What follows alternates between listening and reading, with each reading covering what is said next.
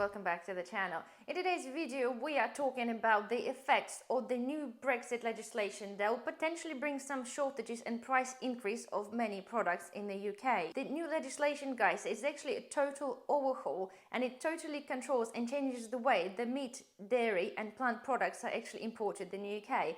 And to be fair, I think in a way it's about time we really took control of our borders and what actually comes in through our borders, and I kind of mean this in more way than just the food. So anyway, nonetheless, this kind of thing meant to be happening actually last year, guys, and I have done the video because we've been threatened with the price increase and shortages of the foods already. However, due to the cost of living crisis, then it's been kind of pushed back until this year. And many suggest that technically it should have been postponed for another year or so until things potentially get better. But to be fair, I don't believe the things going to get better. So the time is now, and this is what is happening. So this is basically a two-part process, and the first process is happening on the 31st of January, and the second part of process is happening at 30th of April. So from the 31st of January, which is in a couple of days' time, the legislation says that all the products that have been or will be or due to be imported from the EU have to carry a specific certificate, which are quite costly to the people who want to supply the products to UK. As of April, the end of April, on the top of those costly certificates, okay, there's going to be a fee for those people who import the products to actually pay on the top of the certificates they already have to pay for. So basically it's becoming quite a costly exercise. Second point, apparently they're saying that because of the things, especially with the meat, they'll have to have the veterinary certificates to make sure that the meat is free of diseases. They're apparently saying there's going to be a massive delay because they don't have enough vets there to be able to cope with the demand to basically provide the certificates for it to be imported into the UK. So potentially there's going to be massive gaps or delays in terms of meat entering the country. So basically, guys, the point is they're saying it's not just the normal meats, like we're talking about the Irish beef, bacon from Denmark, things like this will be going up in prices after everything is settled. However, at the same time, they're talking about the small firms, like more like artisan meats, like a salami, chorizo, and some artisan cheeses from France. Those people there just basically going to give up sending the stuff to UK, so we're going to be having less choice. And again, it crossed my mind, just being me, of course, guys, and we've covered this before, many of you also agree. There seem to be every step that something's happening there. Our choices as a consumer is disappearing. Our options of food are disappearing. And I appreciate here there is a reason for that. Again, be it intentional reason, I don't know. However, the point is they're saying that things like, yes, like I said, the artisan meats and cheeses, chances are we're not going to be able to see them on our shelves anymore, because those little people just can't afford to pay those extras. They're saying that for certificates, they're talking about it's a couple of £100. And then when they're talking about the when the lorries coming in, okay, and the physical checks, they're talking about like a couple of grand per lorry. So if you think about it, it might sound, doesn't sound like a lot considering how many products are there. But nonetheless, guys, if you add on everything and actually then divide it on how many consignments are there, that could be quite a lot of money. And of course, the point is the ones that choose to then import the food still to the UK, the cost, the increase, of course, will be passed on to the consumers. Next thing as well, guys, they're talking about the same thing is to do with the plants and obviously with the vegetables as well. If we all remember, I think it was last year when they were rationing tomatoes and some other vegetables because we had the issue with the deliveries as well. So they're potentially threatening us. This is going to be happening again this year. And they actually, when they're talking about the fruits and vegetables, they're pretty much covered every like soft fruit and vegetables, but majority, the interesting part, it was actually that they mentioned strawberries and raspberries. Apparently that we import the plants, the farmers import the strawberry and raspberry plants. I don't want to sound funny, but strawberries, we live in Wales and it's like it rains a lot and it's pretty chilly majority of the time. There's plenty of pick your own farms for strawberries, okay? There's loads of them. And the raspberries, I can't stop my raspberries growing and I'm not actually even doing anything with them. At the same time as well, the point is we talk about the plants, guys, that if you know how the strawberries grow, after they fruited, they produce the little offsprings that you then cut off and you breed your own strawberries. So they quickly spread by themselves if you just let them be alone. And the same thing goes with the raspberries as well. They could just take over your garden. So I'm a little bit confused why they've kind of selectively selected the strawberries and raspberries, because we don't need to import the strawberry or raspberry plants because we can easily grow them here and we currently do anyway.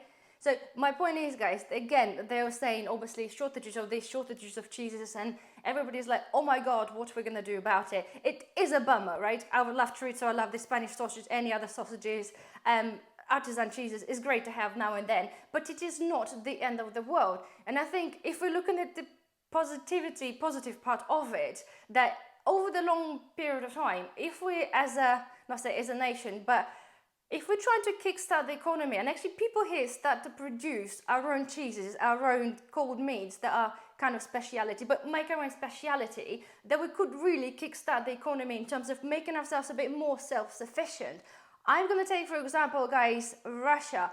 After all the sanctions being imposed on them in terms of importing the cheeses and everything else, their economy is booming because they learned to produce their own meats and their own cheeses that are actually better than cheeses from France. And this was coming from the France experts, cheese experts, who actually went there and found those places, they actually created the cheeses. So basically my point is, yes, they took a little bit of heat, but it took a little bit of time for them to get somewhere, and they're actually now thriving. So we can do the same. Keep hitting the plant. We can do the same, guys. As a country, we can like, you know what, fine, you don't want to send it, it's too expensive, that's fine. We can do it. We can do it better, probably.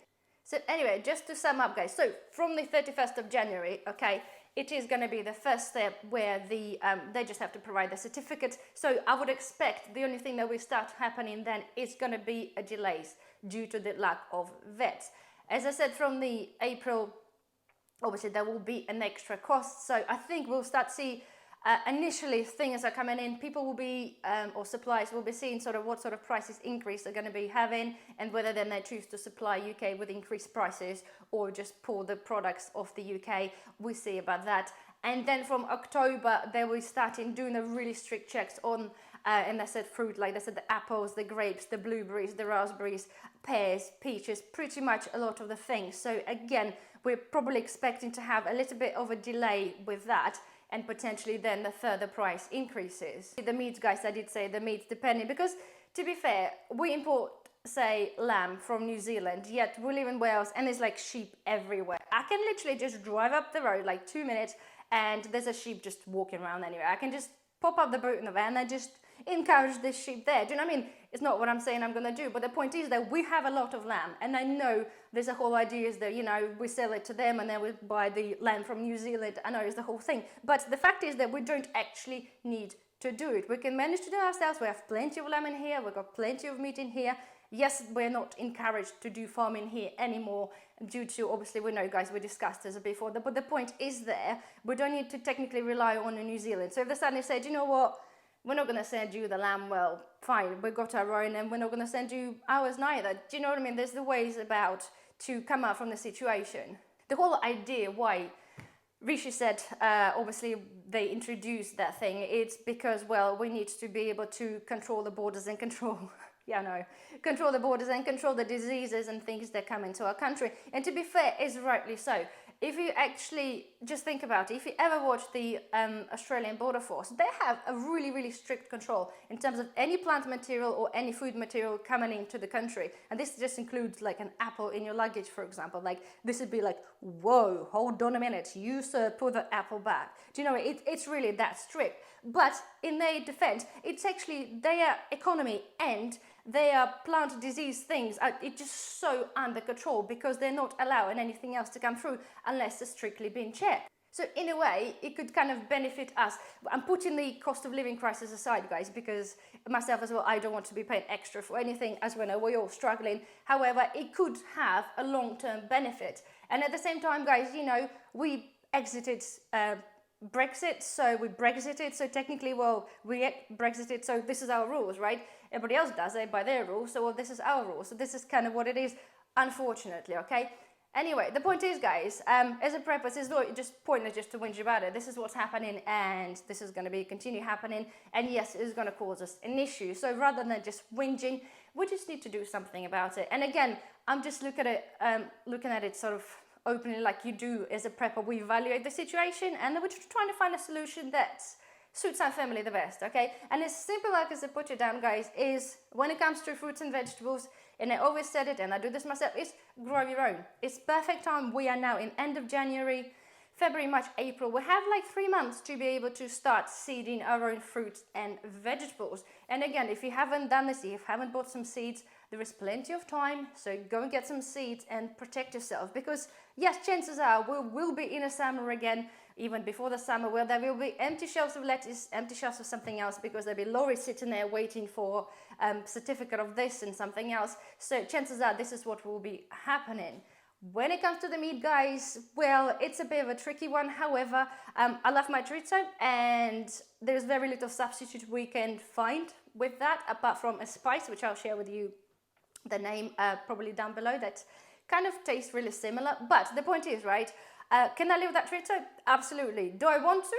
Not particularly. However, the best we can do now is I'm just going to go buy a few, which I did already. I'm going to cut them up into small pieces, well, little chunks, and I'm going to just shove them in the freezer, okay? And if it's going to last me through the, say, a year to add on to my Spanish meals or some sort of pasta, then so be it. If I can't buy this afterwards, so I either go to Spain or just wouldn't worry about it altogether. And with regards to other meats, we're talking about obviously lamb and anything else, bacon. If you really can't live without, it's again, just buy some now, and it would have been a good time to actually buy some, which I did during the Christmas time, because they were doing Tesco's and many supermarkets were doing stuff half price. So if you did stock up, then great. I bought a few, again, just shove this in the freezer. In the end of the day, whilst you still can buy this now, if you really heavily rely on meat and then you can your own, then this is the thing to do, guys. They just go and buy some, freeze some, or can some, as simple as that. If you don't do canning, just go and buy some tins. I know it's not the same comparison, guys, but tin meat is better than no meat, okay? If your diet heavily relies on that. So there you have it. This is kind of a simple solution to a shitty situation that is going to be coming our way, but it is what it is, guys, okay? And there's very little we can do about it. So the best thing is just to prepare the best as we can. So there you have it. Anyway, guys, well, hopefully you enjoyed my ranty little video. Hopefully someone find this a bit helpful and maybe understand a bit, obviously, what the whole thing is all about. And if you did, then maybe thumbs up, maybe subscribe if you haven't already. And I'll see you in the next video. Bye-bye.